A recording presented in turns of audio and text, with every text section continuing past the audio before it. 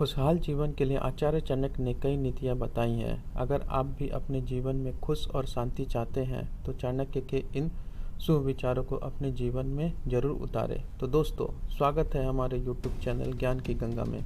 तो आज मैं अपने इस वीडियो में बताने जा रहा हूँ माता पिता अपने बच्चों का पालन पोषण कैसे करें, कहाँ शादी करें, और वीडियो के अंत में बताऊँगा अपने शत्रु और मित्र के साथ क्या करना चाहिए। तो आइए स्टार्ट करते हैं। 5 वर्ष तक लालन पालन, लाड़ प्यार और दुलार, 10 वर्ष तक डांटना फटकारना दंड देना आदि तथा 16वें वर्ष के लगते ही पुत्र के साथ मित्र की भांति व्यवहार करना चाहिए। यह बात खास तौर पर उस पिता के लिए कही गई है जो लाड़ प्यार में अपने पुत्र का जीवन नष्ट कर देते हैं, और जब पुत्र के साथ मित्रवत व्यवहार करना चाहिए तब उसे बिगड़ गया कहकर उसके साथ मारपीट करते हैं।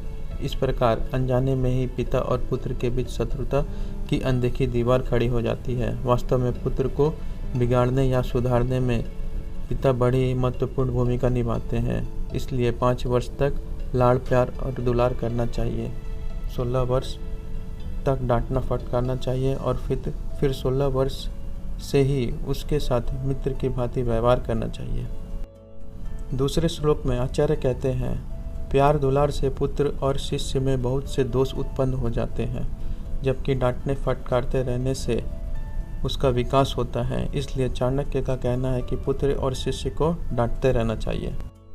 प्रत्येक पिता के मन में अपने पुत्र के लिए अत्यधिक प्रेम होता है।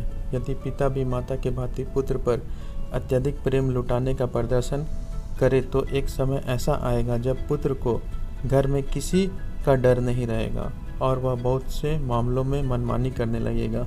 मनमानी करने वाला पुत्र गलत राह पर चल पड़ता है, उदंड हो जाता है, और एक समय ऐसा भी आता है कि माता पिता का भी अपमान करने से नहीं चूकता। इसलिए बच्चों को टीचर तथा पिता के द्वारा डांटना अति आवश्यक है। तीसरे श्लोक में आचार्य शत्रु के बारे में भी बता रहे हैं। पुत्री को उत्तम कुल में देना चाहिए तथा पुत्र को विद्या ग्रहण करने में लगाना चाहिए। शत्रु को बुरी आदतों में फंसाना चाहिए और मित्र को धर्म में नियुक्त करना चाहिए। उत्तम कुल से चाणक्य का तात्पर्य है संस्कारों से युक्त कुल को ही उच्चतम कुल माना जाता है। अतः पुत्री का शादी उच्चतम कुल में ही करना चाहिए। पुत्र के संबंध में आचार्य का स्पष्ट निर्देश है कि अच्छी शिक्षा देनी चाहिए, खूब पढ़ाना चाहिए और उसे योग्य बनाना चाहिए। तीसरी बात यह ध्यान देने वाली है, चाणक्य कहते हैं अपने शत्रु को बुरी आदतों में फंसा देना चाहिए।